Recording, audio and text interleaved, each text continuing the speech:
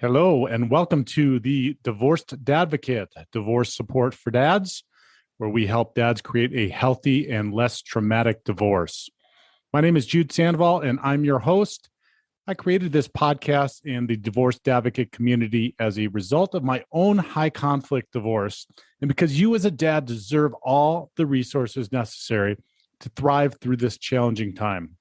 I encourage you to check out our website at thedivorcedadvocate.com, where there are resources that correspond to this episode, as well as free access to our membership community, where you will find live meetings, free workshops and courses, private discussion groups, and more. And now, on to this week's episode. Hello and welcome to the show. Thank you so much for being here today and for listening in to somebody that has been a guest multiple times on the show. It's been a couple of years, but I'm truly, truly excited to be talking to him again and talking about his new book. But before I jump in and introduce him, I just want to remind you to visit the divorcedadvocate.com website. We've got our Black Friday sale going on, 25% discount on one-on-one coaching. Check it out under the membership page at thedivorcedadvocate.com. All right, my guest today, Joey Klein, who you have heard before, is the author of his new book, Relationship Alchemy, and he's also the visionary behind the Inner Matrix Systems. While many view relationships as something that, quote unquote, just happens to them, Joey approaches connection as a trainable skill set. By combining his background in neuroscience-based mental training with practical emotional intelligence, Joey helps people deconstruct the hidden patterns that sabotage their relationships. His work moves beyond standard communication tips, focusing instead on inner training, the process of rewiring the emotional loops and nervous system reactions that dictate how we connect with others. Through his books and seminars, Joey provides a blueprint for anyone looking to transform conflict into collaboration and build relationships that are not only enduring, but deeply fulfilling. Joey, welcome back to the show. Hey, thanks so much for having me. It's fun to be here again. Yeah, it's been a while. It's probably been a couple of years, and we had a couple of great recordings before. One just you and I, one which was just an amazing episode with one of my coaching clients that you worked with and saw some immediate results. I just want to encourage everybody, listen to this. Don't turn this one off. Listen to what Joey's got to say today, but go back and find those two episodes and listen to them. Absolutely amazing stuff. And on that note, Joey, so, we've talked about Inner Matrix Systems before. You wrote the book, Inner Matrix Systems. You've got the new book, Relationship Alchemy. I've read both of them. Both are very, very awesome. I know that first book, you talk a lot about how it took you a very long time to write that because you wanted it to be really, really good and really, really helpful to somebody, which it absolutely is. What then prompted you now to write another book after it took you so long and was such a labor of love with that first one? What prompted you to get into to Relationship Alchemy and write that?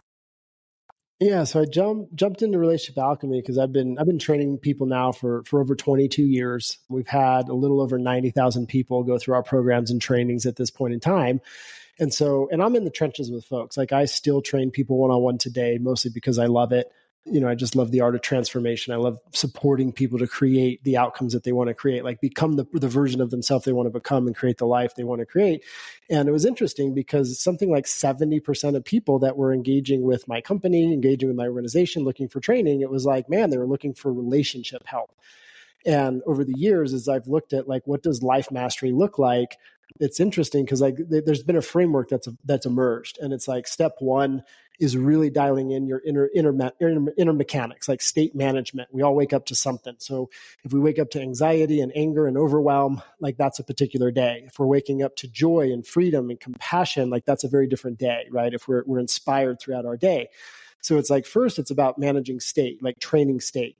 Second, it's about health and vitality, because if we're ill, as the saying goes, like if you're really ill, like nothing else matters but your health all of a sudden, right? And so it's like dialing in health vitality is number 2. And then number 3, in terms of fulfillment, was all about relationships. And so it was like, oh, this is probably the first, lifestyle series that makes sense to really do a deep dive in, because we help people in each area of life. And then from there, it's finance. And then obviously, career and contribution. And so for over 20 years, we've been supporting people in relationship. And so that's really how Relationship Alchemy came to be. It's been, 2 decades of working one-on-one with people, supporting people to create the relationships that they want, not just romantic, although that tends to be a primary focus for people, but also friendships and business relationships, etc. Yeah. So then you're telling me there's a couple more books in the works, huh? Is that what you're saying? with the financial, sorry, with the I got you breaking up a little bit there. Oh, that's okay. So are you saying that there might be a couple more books in the works here with the financial and the professional, et cetera? Yeah, I think we got probably 2 more down the pipe. The frameworks around building finances and financial freedom through investment income. And then the second one will be, health and vitality. What are the core elements around that? But relationship was like, we actually had our community vote. And we're like, hey, which one do you want to come out first? Do you want to do relationship? Do you want us to do body health? Or do you want us to really formalize our curriculum on money? And they were like, it was hands down, it was relationship. Like it won by a landslide. So I was like, great, that's what we're going to do first. Yeah, well, that makes sense. Every time, when I was reading Inner Matrix, and I still use your systems that Ryan has trained me on as well, I always thought, yeah, this would be like perfect segue into relationships and how to build better relationships. So I think that's perfect. And on that note, so you talk about like the nervous system hijack, right? Many of our listeners, many of the dads are right in the middle of high conflict divorces, and you talk about how like you said, your day starts off and stress can hijack your nervous system and just completely throw off your day. Can you explain what is physically happening to a dad's brain when he does something like opens a hostile email from his ex-wife, and then also more importantly, talk about how he can reset that reaction in real time so he doesn't say fire back a response that he's going to regret?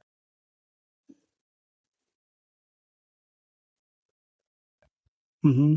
Yeah, 100%. So, what a lot of people don't understand is our core nervous system is actually not hardwired for us to thrive in life, right? It doesn't actually care if we make more money or have peace and tranquility in our life or, wonderful relationships. Like it's really a threat-based system. And so all your nervous system cares about, and this is everybody, like this is just thousands of years of the nervous system coming to be the way it is today, is it does 2 primary things. It's like, let me find a threat, and then how do I avoid that threat? And it's basically in that base programming all the time. And so what happens is, it's like you open up that email like you were talking about earlier, and we see the email from, the ex or, whoever we're separating from, whatever it is. And what we don't realize is, immediately our nervous system, our unconscious self looks at that and identifies it as a threat.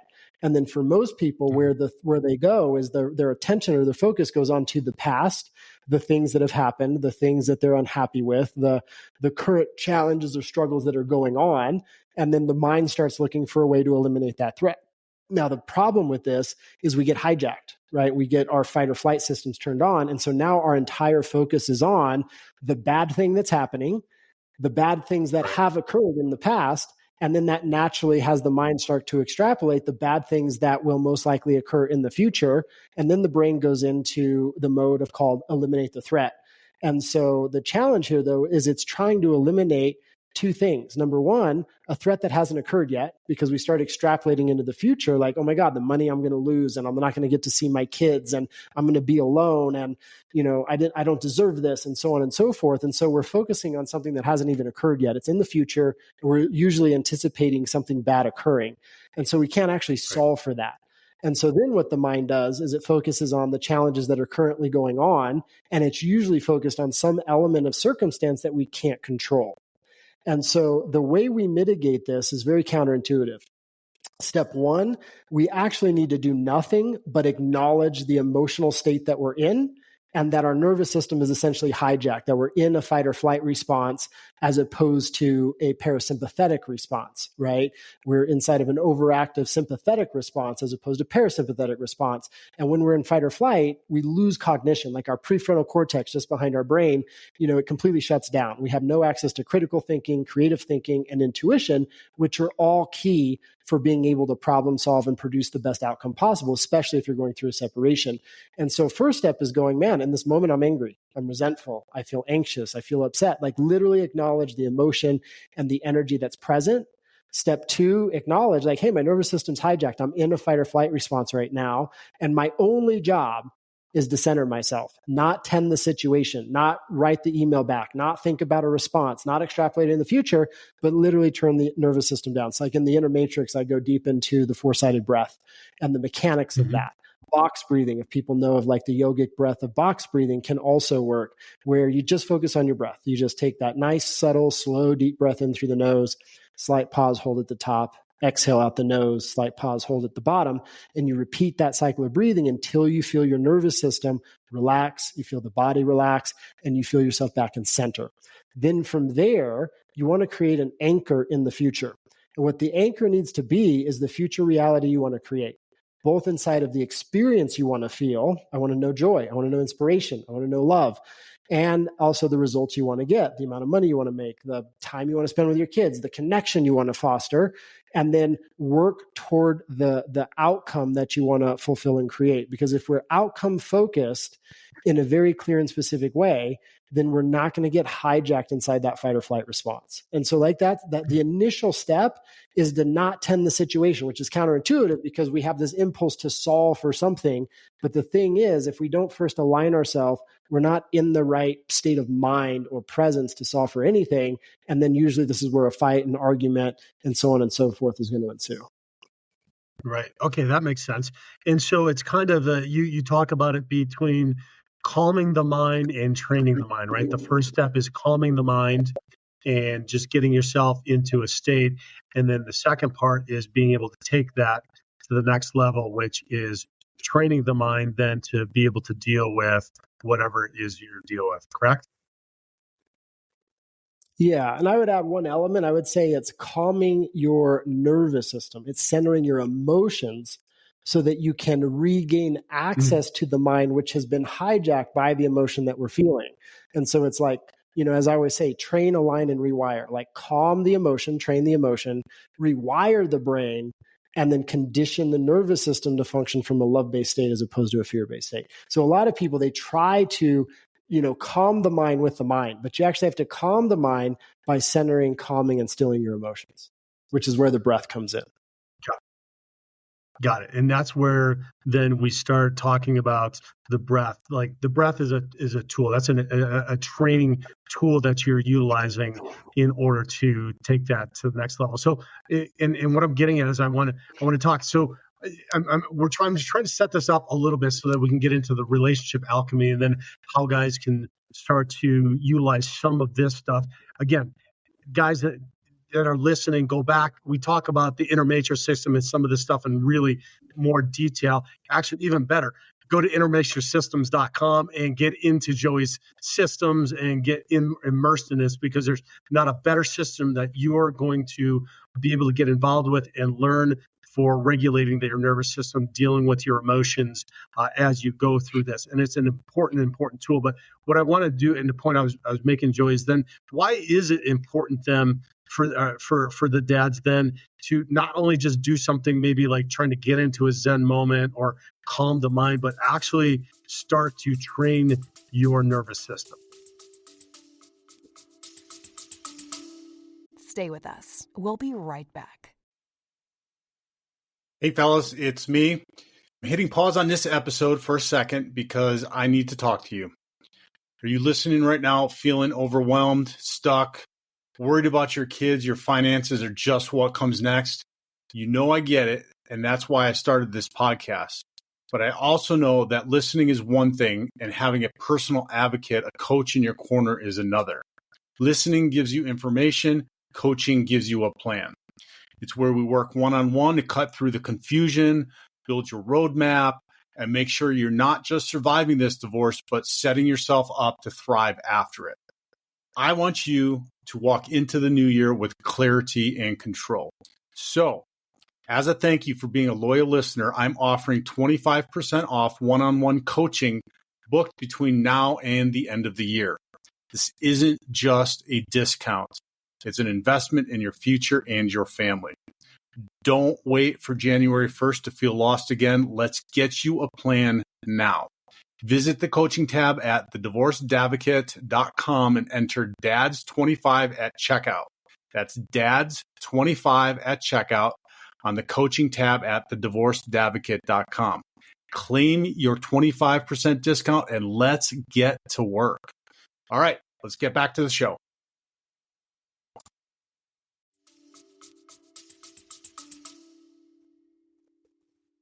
So if we don't train the nervous system, what we're essentially going to do is we're going to operate on autopilot.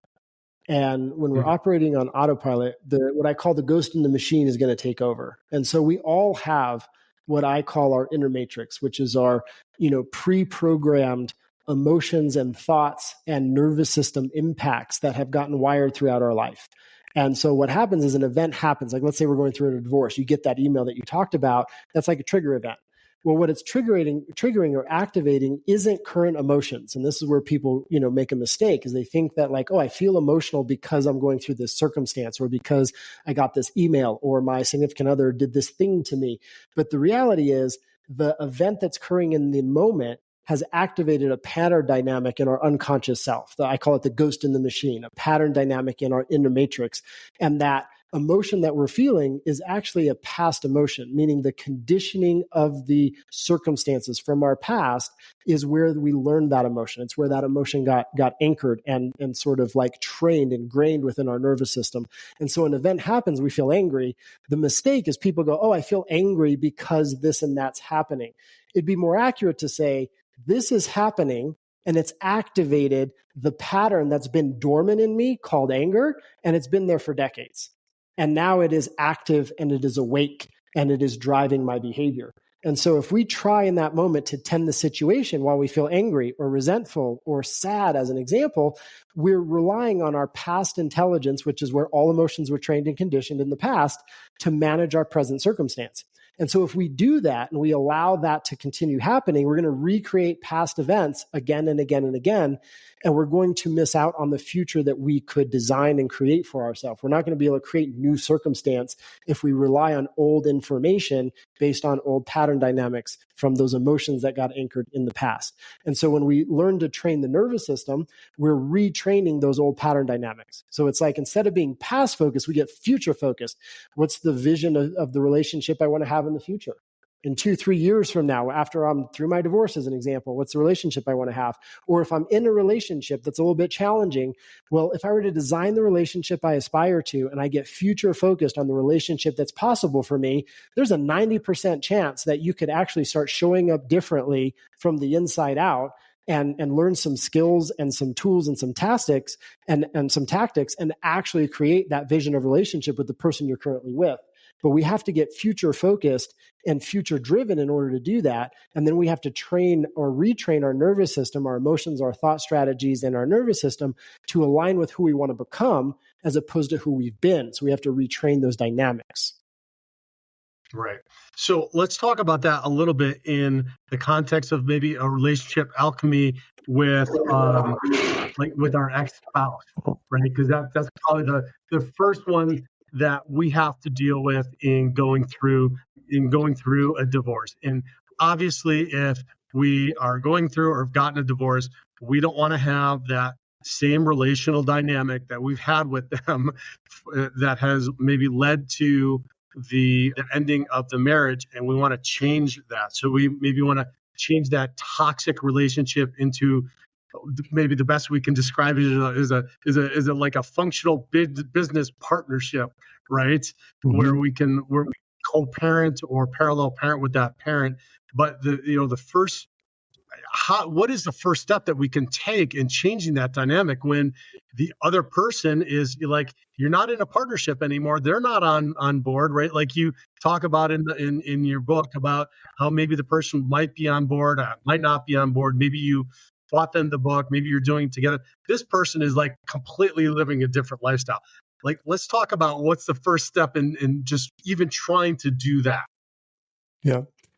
The first step is what I call absolute ownership. And so what I mean by that is if we pay attention and you think about the ex, like matter of fact, people could do it right now. Like think about your ex.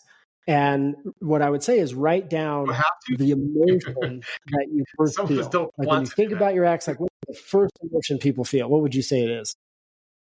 Right. Cringe. Yeah. Was that, say that one more time? I'm sorry. Oh, I'd say like, Yeah, yeah, cringe, right? Like usually you think about cringe, the ex, it's like, yeah, it's like anger, resentment, rage, right? Maybe unworthiness, maybe shame or guilt for something I did. And it's like, boom, there's an emotion there. The key is to have the courage to go, I'm not feeling this list of things because of anything that has to do with my ex. Because like maybe I haven't talked to him in a year. Maybe we haven't lived together in 6 months, right? Maybe we're co-parenting, but I haven't seen him in 2 days. But I'm sitting in my house and I think about my ex and I feel anger, I feel resentment, I feel rage, I feel unworthy, I feel shame, I feel all these emotions show up. Whether we like it or not, that's us with ourselves. That has nothing to do with the ex. It has nothing to do with the past, the circumstances that happen. And so like the real courage is going, man, these are emotions I'm feeling. And these have 100% to do with me, not my ex. And I'm going to be responsible for them and I'm going to retrain them. And how do we know that we've nailed it? Is we can think of the ex and we feel compassion. We can think of the ex and we feel love for them. Because at one point in time, you probably did love them, right? Like something changed there. Can I think of my ex and just feel peace within myself or centered or a sense of acceptance? And so that's the first order of business. Because if we don't do that, then your past relationship is going to define your future relationship. Because that anxiety and that rage and that resentment and that fear and that insecurity doesn't go away because you get into a new relationship. The pattern dynamic lives in your unconscious self. It lives in your nervous system. And so if we don't retrain it, we're going to take it into our new relationship. Like not only are we not going to transform our relationship with our ex potentially, which is very important, especially if we're co-parenting or in a situation where we have to continue interacting with them, but more important is if we take those pattern dynamics into our next relationship, it's going to limit what's possible. So step one is always ownership. This is my emotion. These are my experiences. Let me dial myself in. 90% of the time, if you don't enroll the other person and you actually just evolve who you are being with yourself as you interact with them, that is all that it takes for a relationship to transform. Okay. So, yeah. So you talk about that radical personal responsibility all the time, which is really, really important. And one of the things we talk about here in the community as dads is we need to, as dads and as the leaders of our family and as men in general, take that first step to that radical personal responsibility in starting this process ourselves, right? Like we're responsible for doing that. A lot of us that show up in this community, that's uncomfortable. It's something that we haven't done. A lot of us are codependent. That's why why probably, I know it was in my circumstance, one of the reasons why our relationship failed. And so talk a little bit about, you touched on it, this idea of the emotional mirroring and how important that is, particularly, with the ex, right? So with the ex, that can be helpful and it can move a relationship.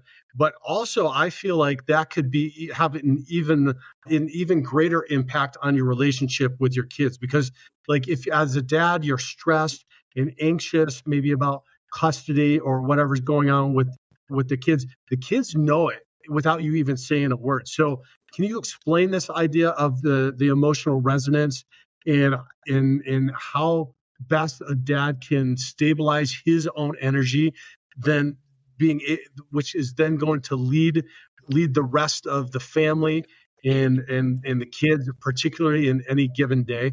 I've seen this. This was a hard one. This was a hard reality for me, Joey. Was I started to realize, and how I showed up in the morning with my daughters, first thing was going to set the tone on how we were going to have the rest of our day was going to transpire. That's that emotional resonance. Yeah. 100%. Like you make a great point, right? So it's like, I think a lot of what people don't understand about resonance or, law of attraction, it's like emotions, they live by certain rules, right? They play by certain, dynamics, if you will. Just like there's the law of gravity. Like you jump off a house and think you're going to fly, you're probably not going to fly, right? You're going to fall. Like you're going to adhere to the law of gravity, whether you think they exist or not. And so if we break down emotion in a practical way, if I show up and I feel agitated or angry, which is completely reasonable if we're managing a difficult situation, by the way. But if I feel angry and I'm driving in a situation and I wake up, I go through my day that way, and I'm taking the kids to school from that place, and I'm thinking about my ex as an example, or to your point, we're having breakfast together, or I pick them up from school, or spending the evening together, like that anger is going to put out an energy. It's going to have an impact. And even if I don't say that I'm angry and I try to hide it, the emotion is still there. And the thing is, we have what are called mirror neurons in your brain. And so your kids are receiving the signal from you that you're angry, even if they don't know to call it anger. And what happens is your brain goes into an immediate defense mechanism, which then shuts down things like vulnerability and connection and authenticity and all the things that we obviously want to know with the people that we love and care for the most. And so what we don't realize is the signal that we're putting out there is being received by the unconscious of other people's mind and brains as though we are a threat, and they immediately go into a shutdown process, fight or flight, fight, flee, or freeze. And so if we can get good at training our own capacity for managing state, and even though difficult situations are going on, we can show up with the kids and hold a place of compassion or a place of feeling acceptance within ourselves, or love for the children, or just a general sense of I feel love with myself. It's like all of a sudden we show up with the kids and they're like, oh, I feel safe with this person.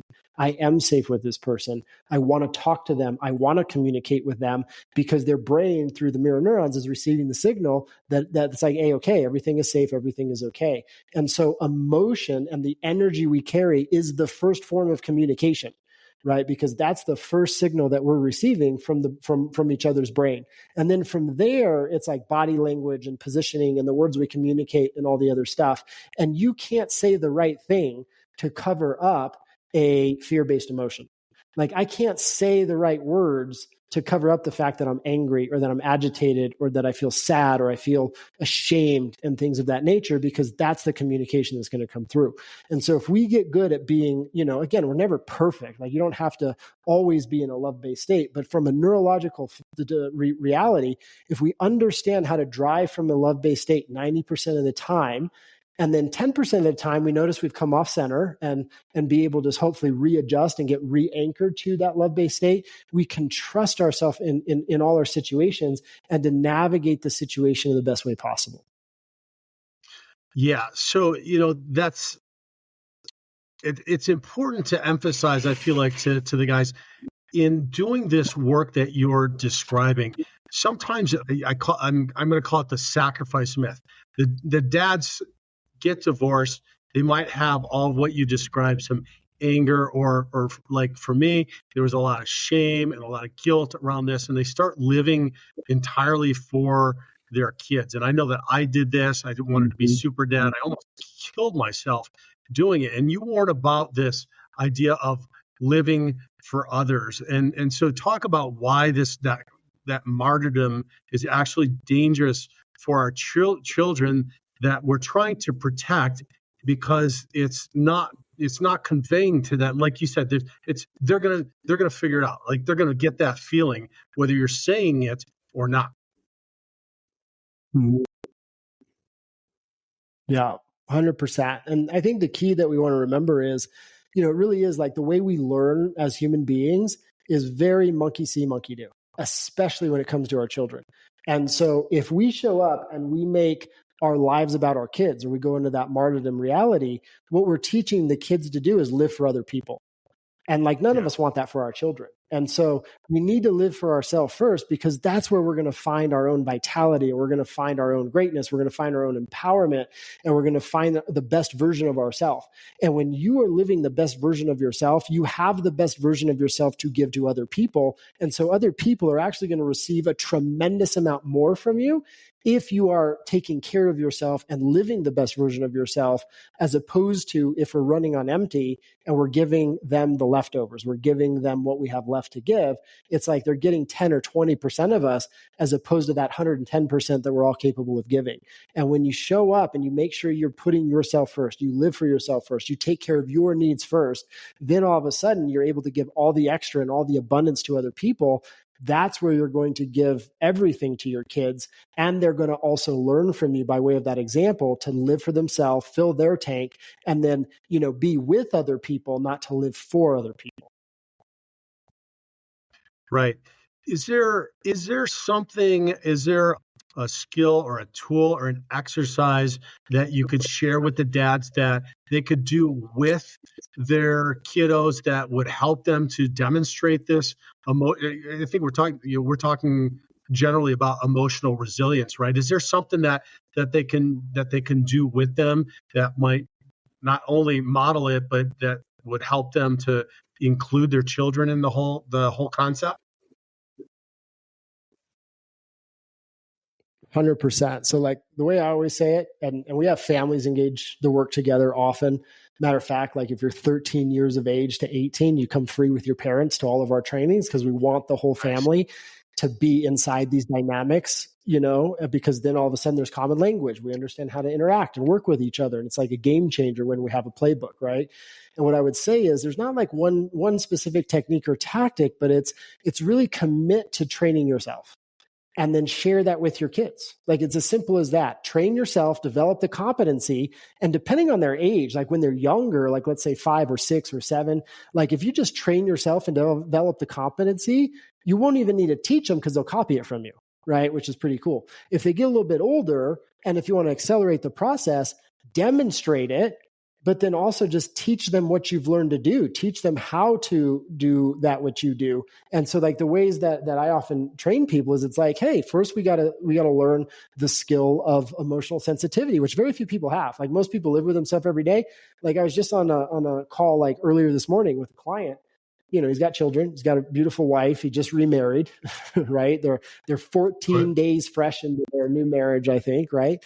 And I'm like, how do you feel? And he's telling me things that are happening. Well, my business is doing that and I've got a lot happening and, I'm not able to hit my marks. I said, yeah, but how do you feel? I asked him this a dozen times. He never once named an emotion. And so then I start giving him the emotions. I'm like, man, I bet you feel anxious. I bet you feel overwhelmed. I bet you feel a bit insecure. And he's like, yeah, that's it. Those are the emotions, right? So although we live with ourselves every day, doesn't mean we know ourselves. My master used to say to me, my martial arts master used to say, Joey, you're always going to be the hardest person for yourself to see. And that's 100% true. And so if we look at emotional, like actual training, aligning, rewiring, emotion, thought, strategy, nervous system, step 1 is training emotional awareness and sensitivity. Step 2 is training our relationship to our emotions. Step 3 is learning to center fear-based emotions. Step 4 is activating love-based emotions that we want to leverage and feel and share with people in our life and make those a reflex. And then step 5 is build out the mental framework and the environmental components, people in our life, where we live, how we live, what we're doing, to reinforce that. And so it's like if you're working with your kids, it's like ask them, hey, how do you feel? Let them share. And then acknowledge, hey, it's okay that you feel that way. Like I want you to know that's a normal human emotion. I want you to know you can speak to me from that place. You can communicate to me what's going on, and I'm not going to judge you. I'm going to accept whatever's there. It's okay to feel those things, right? Help them become aware and sensitive of what they feel. Help them acknowledge and express the feeling and the emotion, and then show them, hey, do you want to know how to center that? Do you want to know how to calm that down? Well, acknowledge how you feel. Now go ahead and teach them how to breathe properly to manage their own nervous system, and then show them how to redirect. And so it's like you're going to be able to train your kids to the capacity in which you train yourself, no more, no less. Yeah. That's great advice.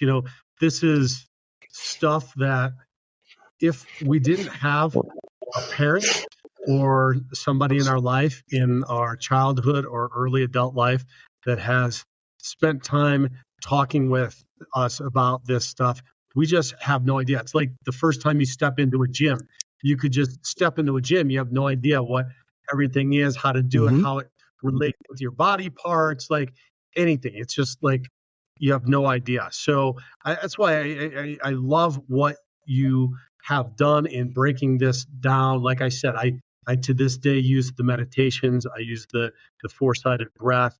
I talk with my daughters. We implemented stuff years ago. We call it a feelings check-in, right? So you talk about that, and we'll do it usually like around dinner time, and we'll say, hey, let's just do a feelings check-in. How are you feeling?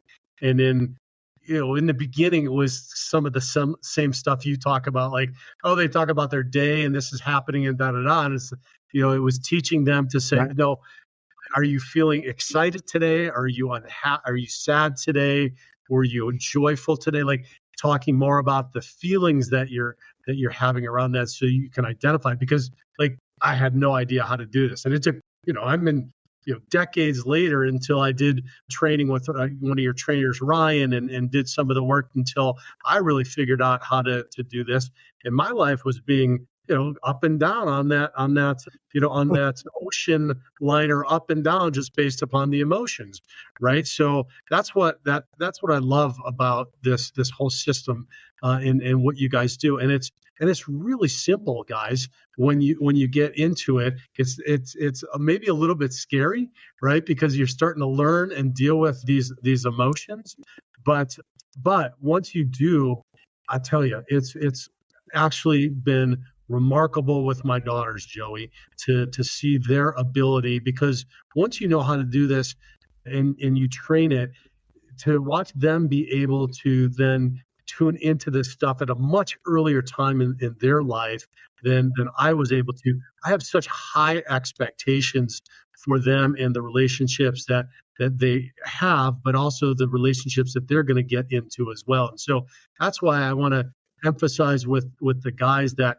it's incredibly important. It's not, it's not a selfish thing to do. It actually is the most important thing that you can do for your family, is learning what Joey is teaching with Inner Matrix Systems, learning about your emotions and channeling and training what to do with them, because it's going to have the greatest impact on your kids and your family in the future. And I can attest to that, having done it and worked through it myself. So that wasn't really a question. It was just more of a just reiterating that what you teach and what is probably one of the most important things I would say. We talk in the community, dads, like you need a divorce attorney, you need a divorce coach, you need maybe a therapist. But if there was one thing that you were going to spend money on, I would say do this, because this is going to get you through all the other stuff. It's going to help you make better decisions with your attorney, with your ex, with your kids, everything else. And so anyway, that's. Let's get to another question. But I just want to say it is that was absolutely awesome, Jim. It's great. life-changing. That's awesome, Jude. Thank you so much for sharing all of that. Like, I love hearing when people take the work like yourself and implement it with the kids and hear the difference that it makes. And so happy for you. That's awesome. Yeah. Well, okay. So let's talk about a couple of other things. I still wanted to talk a little bit about this relationship alchemy, and kind of so one of the things in the book that I read, you talked about unmanaged expectations destroying relationships, right? And in divorce, one of the things that we often expect that we don't realize is fairness, and the family court system can rarely be fair, especially to dads. How can a dad manage his expectations during this process, and to protect his mental health when the system itself? So now we're not talking about another person, but we're talking the system itself is acting irrationally. Yeah, 100%. Like, and as you say, it's a broken system. So, it starts with exactly that, right? Accepting that it's a broken system. Because if we kind of go into it understanding that, like, already that starts to inform our expectations that, like, fair may not be what happens here, or what's equal may not be what happens here. And so the thing is that we want to remember is anytime we feel pain, so like the emotions we were talking about before, if I feel anger, or if I feel resentment, or I feel shame, or I feel sad, what that tells me As I always say, emotions are there to inform where we are at. They are not there to inform what we should do. And so if I understand, if I go, man, I feel really disappointed, I feel really sad, or I feel really angry, that's telling me that there's some expectation that my mind is holding that's going unmet. And so when it comes to expectations, there's a couple things we got to remember. First and foremost, we want to come from our place of personal power. And our place of personal power lies in two key things: the actions that we take and the way we respond to the environment, to the situations, to things that happen. And where we're going to fundamentally lose our power and where we're going to disempower ourselves is where we make ourselves responsible for other people's emotions, where we try to control the behavior of other people, or we try to control what happens, like the court system, right? And so if we can remember those two key things going into the process, through the process, and after the process, I can control my actions and I can control how I'm going to respond to situations. That immediately is going to calibrate us in an empowering way.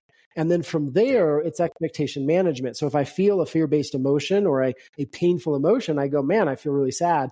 What's the expectation that's going unmet? Sadness is always linked to the absence of something. I'm not going to have as much time with my kids. I'm going to, have to live on less money than usual.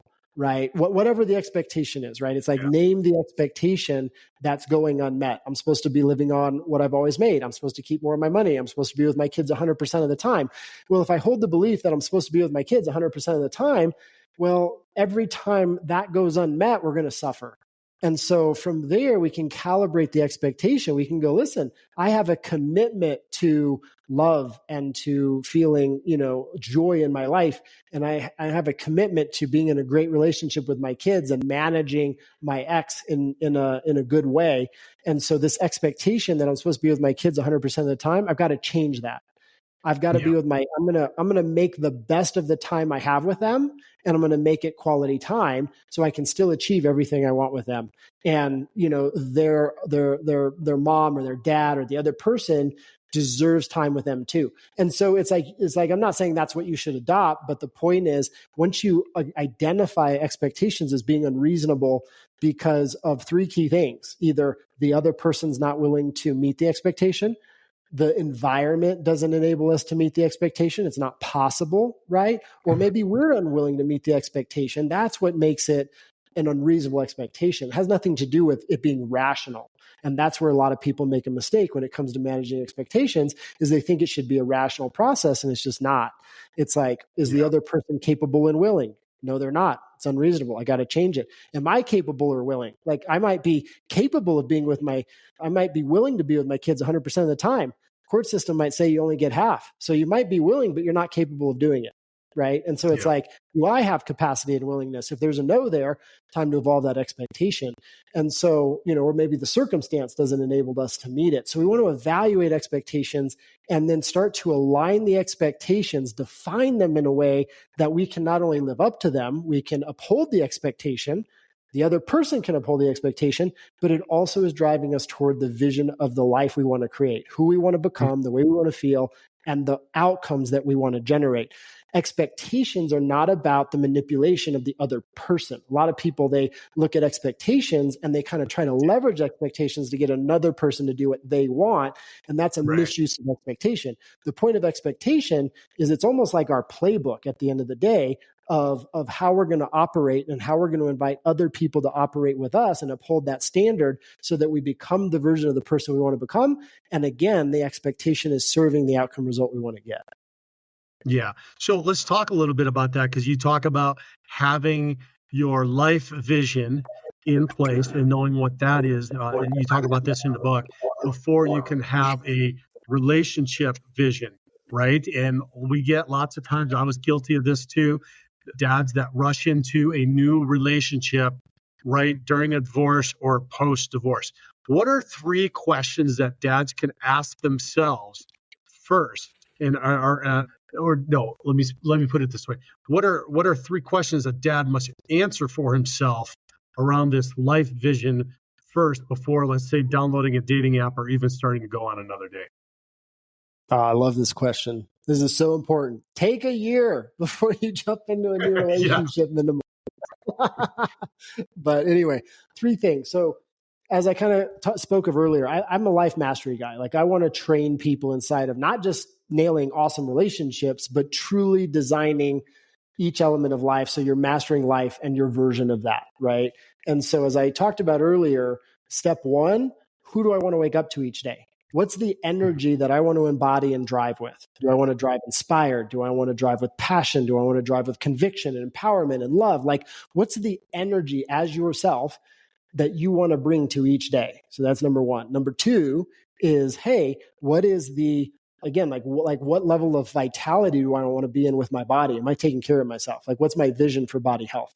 What's my vision for relationships, friendships, family? Yes, also inclusive of romantic relationship, but what's the vision for the relationship matrix that I want to create for myself? Like, what does that look like out, say, 3 years, 5 years from now? And then finally, what level of, financial abundance do I want to be in? What is my career vision? Like, really stop and think about each of those components and what is the vision that I have for what the specific outcomes, results I want to see happen in each of those areas of life out 3 to 5 years. Like, that's the first question, is what is the life that I'm aspiring to build? Because if you don't know the life you're aspiring to build, you have no context for evaluating, is the person I'm dating a potential fit for my current and future reality or not? We're just kind of shooting blind and you're just guessing, which often doesn't turn out well. So number one is, what does the vision for my life look like that I want to build out, say 3 years from now, 5 years from now, both in terms of the person I want to become, who I want to become, and the life I want to create. And then number two is ask yourself the question, what emotion am I driving with on a regular basis now? Like if we're honest with ourselves, we go, what is my primary driver? If the primary driver is fear-based, you're still inside of anxiety, you're still inside of anger, you're still holding resentment, no go. When your primary driver, if you can say, hey, what is the primary driver I'm executing my day-to-day life from? And majority of the time, you're joyful, you're passionate, you're inspired. There we go. That's number two. What is my primary energy that I'm driving with? And if the primary energy of who you are living as is actually joyful, inspired, passionate, loving, etc., then you're ready to get into a relationship with somebody who's going to meet you there. Because if you're not there and you're driving with anger, resentment, depression, whatever that might be, sadness, well, that's the person you're going to hook up with. Like, that's who you're going to attract, because that's what those emotional dynamics connect with. Like, you don't see joyful, passionate people hanging out with angry, cynical people. Like, it's just a miss, right? And then the third question would be, what do I feel when I think of my ex? And so kind of like we were talking about earlier, when you can think of your ex and you can feel acceptance, you're good to go. When you think of your ex and you feel love and compassion for them, you're good to go. If you think of your ex and the resentment rumbles up, anger rumbles up, that's what gets activated. We got a little more work to do before we move forward. Yeah. And what I love about all of this is everything from the triggers all the way on, we are in control of, right? It's identifying data about us. And data about us helps us to make changes and make changes in ourselves that impact the world around us, right? So while we're going through this difficult and challenging time, one of the most difficult that we're going to experience, we actually do have control of the outcomes that we want to see, whether we recognize it or not. And that's part of this training system that you talk about in getting into. And so, and I just wanted to emphasize that with the dads, because I often say, hey, this is an opportunity for you. And lots of guys, that's like, what in the hell are you talking about? This is an opportunity for me. Like, this is an opportunity for you. You're awakened now to everything that Joey is describing to you that you have not had control over before. Now, if you're being forced to have to address that stuff, these emotions, these triggers, like, they're all coming up, man, and they are not going to go away. Right. So now is your opportunity to tune into them and do something about them. So let's finish up. We're almost out of time, but the last one, I know this is a big one with guys, and we've actually started a sister podcast about dating, about after divorce. How do and I think you hit on it mostly with that second part of what you just talked about, creating that life vision. But how do dads identify those hidden patterns in our nervous system that were the patterns that attracted us to our ex that we don't want to repeat and attract that same person the second time around? Yeah. So it goes back to kind of the beginning of our conversation today, right? Because the ghost in the machine, or those unconscious hidden pattern dynamics that define the outcomes in our life that we don't want and we can't seem to overcome them, they are always anchored inside of emotional patterns at a core.